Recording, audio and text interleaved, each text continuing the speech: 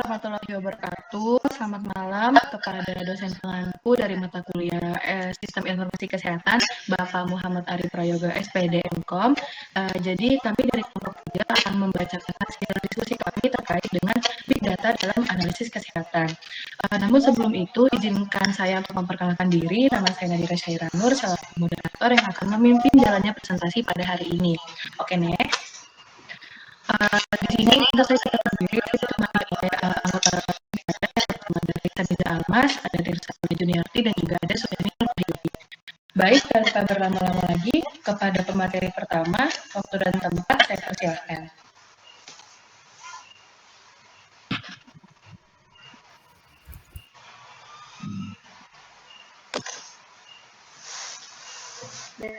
Baik, kira atas waktunya, kesempatannya. Selanjutnya itu adalah latar belakang dari materi Big Data. Jadi dalam perkembangan teknologi digital setelah mengubah cara kerja kesehatan, Big Data membuat kesehatan beralih dari yang tadinya reaktif menjadi lebih prediktif, dalam prediksi penyakit melalui learning ML. Kebijakan kesehatan, data membantu pemerintah memetakan tren penyakit dan membuat keputusan yang lebih tepat. Transformasi ini didukung oleh teknologi seperti AI, telemedicine, dan sistem cloud.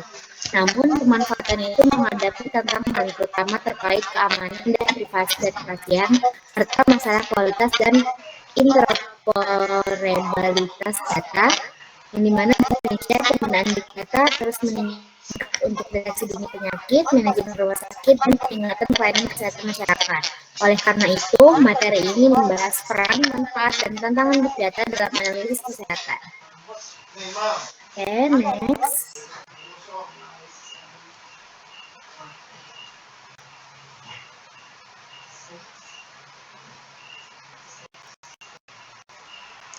Oke, baik. Selanjutnya, kita akan memahami apa sih pengertian dari Big Data. Nah, Big Data itu sendiri adalah kumpulan data-data nih dari berbagai jenis data. Mulai ada teks, gambar, kemudian kayak dari IoT, kemudian juga dari media sosial, rekam medis, dan lain sebagainya. Nah, kumpulan data ini digunakan untuk menganalisis informasi secara menyeluruh sehingga mendukung pengambilan keputusan berbasis data dan juga meningkatkan kualitas pelayanan medis maupun kesehatan masyarakat. Nah, boleh di next. Jadi, dalam Big Data itu sendiri ada beberapa karakteristik yang kita kenal dengan 5V atau ada volume, verity, velocity, varsity, dan juga value. Nah, volume sendiri itu menggambarkan dari jumlah data yang ada dalam Big Data di mana jumlahnya itu sangat besar dan banyak. Nah, verity itu mencakup variannya atau jenis-jenisnya. Tadi ada teks, gambar, ataupun video. Nah, kemudian velocity ini menunjukkan kecepatan aliran data yang ada dalam Big Data ini, dia sifatnya adalah real time. Kemudian veracity ini menekankan pentingnya akurasi dan juga kedalaman dalam data yang ada di Big Data. Kemudian value ini adalah manfaat yang didapatkan. Jadi si Big Data ini bukan hanya jenisnya banyak dan juga jumlahnya banyak, tapi dari setiap datanya itu memiliki fungsional yang nanti bisa dianalisis untuk dipakai. Boleh di next?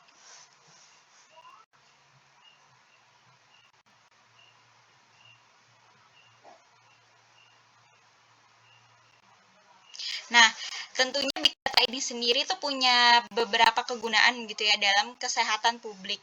Dalam kesehatan sendiri kita membutuhkan rekam medis, kemudian data-data lain yang mendukung pembuatan kebijakan terkait kesehatan dan juga pelayanan dari bidang kesehatan secara real time, sehingga Big Data ini memiliki fungsi yang sangat penting dan krusial di mana membantu pengawasan wabah, pemantauan risiko kesehatan, dan juga memantau secara real time keamanan informasi dan perlindungan privasi pasien ini menjadi hal yang penting gitu di dalam Big Data.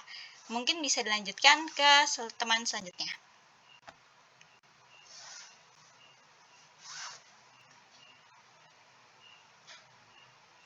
Baik, jadi untuk tren pemanfaatan Big Data sendiri, ada banyak banget nih Big Data digunakan dalam analitik prediktif dan juga preventif untuk mendeteksi suatu penyakit sebelum gejalanya itu muncul. Dan dengan adanya integrasi IoT ini juga memungkinkan nih untuk pemantauan pasien secara langsung melalui perangkat digital.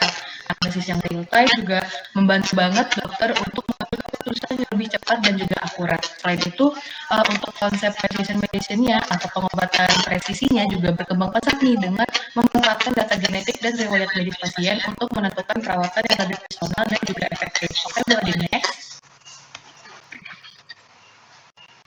Nah, untuk inovasi big data dalam kesehatan sendiri itu, big data tuh juga udah ngedorong berbagai macam inovasi ya dalam sistem kesehatan. Jadi untuk manajemen rumah sakit nih, analisis big datanya itu digunakan untuk meningkatkan efisiensi layanan dan pengambilan keputusan operasional. Lalu untuk penggunaan AI dan juga pengambilan keputusan penggunaan AI dan juga machine learning ini juga ngebantu banget nih untuk ngediagnosis penyakit secara lebih cepat dan juga akurat. Selain itu, big data ini juga dia itu dimanfaatkan nih dalam pharmacovigilance untuk memantau efek samping dari obat serta dalam pengembangan interoperabilitas datanya ini supaya informasi dari berbagai sumber ini bisa diintegrasikan. Jadi melalui analisis big data ini, kebijakan kesehatan publik itu bisa disusun lebih tepat dan juga berbasis bukti. Oke, boleh di next lagi.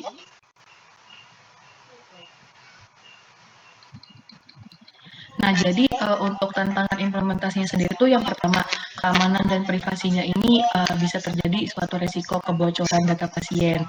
Lalu untuk standarisasi datanya ini bisa terjadi formatnya itu berbeda-beda nih antara sistem yang sulit untuk diintegrasikan. Lalu infrastrukturnya terbatas karena kebutuhan komputasinya dan juga penyimpanannya itu terlalu besar. Lalu SDM-nya itu kurang terlatih nih karena minim tenaga ahli data yang emang ahli banget di data kesehatan itu, dan juga regulasi dan kepatuhannya.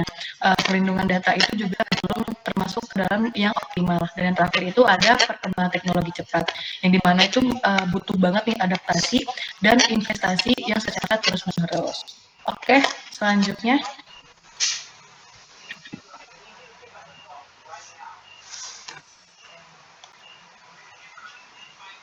Baik, selanjutnya yaitu kesimpulan.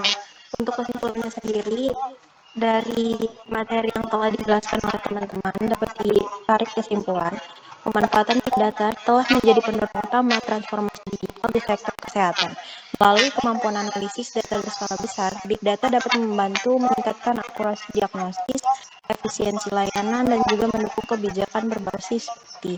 Integrasi big data dan teknologi seperti AI dan juga Internet of Things dan juga machine learning memperkuat kemampuan sistem kesehatan dalam melakukan prediksi penyakit. Untuk sarannya sendiri, yang pertama melakukan peningkatan literasi digital dan kapasitas SDM kesehatan, membangun infrastruktur dan perkuat regulasi privasi data, standarisasi sistem data nasional untuk integrasi lintas sektor, kolaborasi antara akademisi, pemerintah, dan industri teknologi, dan yang terakhir yaitu dorong riset dan inovasi berkelanjutan di bidang big data kesehatan. Baik, terima kasih atas perhatiannya.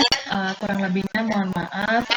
Terima kasih dan wassalamualaikum warahmatullahi wabarakatuh.